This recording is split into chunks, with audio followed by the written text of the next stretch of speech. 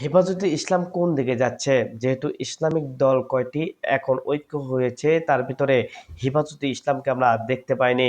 অথচ আমরা হেফাজতের আমিরকে কিন্তু বেশ কয়েকটি কথা বলতে শুনেছি। অর্থাৎ তিনি জামাতকে নিয়ে বেশ কড়া ভাষায় কথা বলে থাকেন, যেটা কোনো ইসলামিক দল মেনে নিতে পারছে না। যেহেতু সব ভেদাভেদ ভুলে কিন্তু সব ইসলামিক দল ঐক্য হতে চাচ্ছে। কিন্তু কেন এই হেফাজতে ইসলাম ইসলামিক দলের ভিতর না থেকে বিএনপির সাথে যুক্ত হচ্ছে, তা নিয়ে কড়া জবাব দিয়েছে বেশ কয়েকটি আলেম ওলামারা।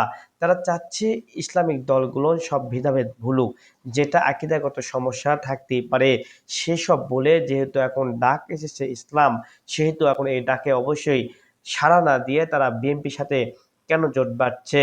আমরা এর আগে চরমোনাইকে দেখেছি বিএনপির সাথে যুক্ত হতে, অর্থাৎ বিএনপির সাথে কথোপকথন হয়েছে এবং বিভিন্ন টেবিলে কথা হয়েছে, কিন্তু রাজপথে কখনো দেখিনি এবং তাদের ডাকে সাড়া দিয়ে এক টেবিলে বসা এরকম আমরা দেখতে পাইনি।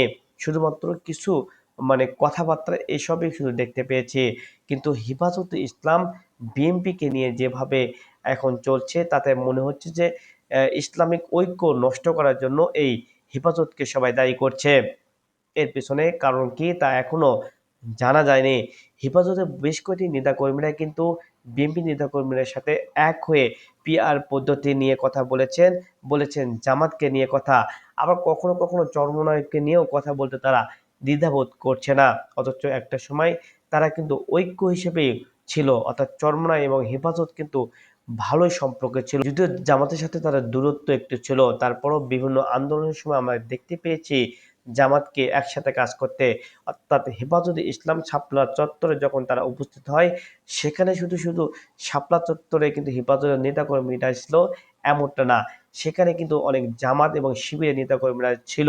শুধু এখানে শেষ নয়, চরমোনারাও কিন্তু সেখানে অংশগ্রহণ করেছিল, নেতাকর্মীরা কিন্তু গিয়েছিল। বড় পর্যায়ে নেতাকর্মীরা না গেলেও ছোট পর্যায়ে নেতাকর্মীরা কিন্তু সেখানে উপস্থিত হয়েছিল।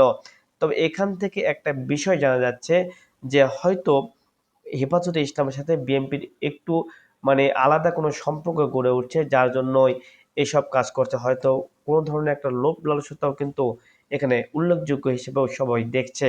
তবে কি হতে যাচ্ছে শেষ পর্যায়ে, এদিকে কিন্তু আমরা দেখেছি জামাতের সাথে প্রায় ৮টি ইসলামিক দল কিন্তু ঐক্য হয়ে কিন্তু রাজপথে নেমেছে পিআর পদ্ধতি নির্বাচনের জন্য। শুধু এখানে শেষ না, তাদের জুলাইয়ে সনদ দিতে হবে, পিআর পদ্ধতি দিতে হবে, আরো বেশ কয়েকটি কিন্তু দাবি নিয়ে কিন্তু তারা মাঠে নেমে কিন্তু তা আদায়ের জন্য বেশ কার্যকরী ভূমিকা পালন করছে। তবে তাদের মধ্যে হেফাজতকে না দেখতে পেয়ে অনেক আলেমরাই কথা বলছে। তবে সামনে কি করতে যাচ্ছে এই হেফাজত, তা দেখার জন্য সবাই এখন অপেক্ষা করছে। সব ভেদাভেদ ভুলে গিয়ে সব ইসলামিক দল ঐক্য হয়ে এই বাংলাদেশকে একটি ইসলামিক দল হিসেবে গড়ে তুলবে, এমনটাই প্রত্যাশা করছে সবাই।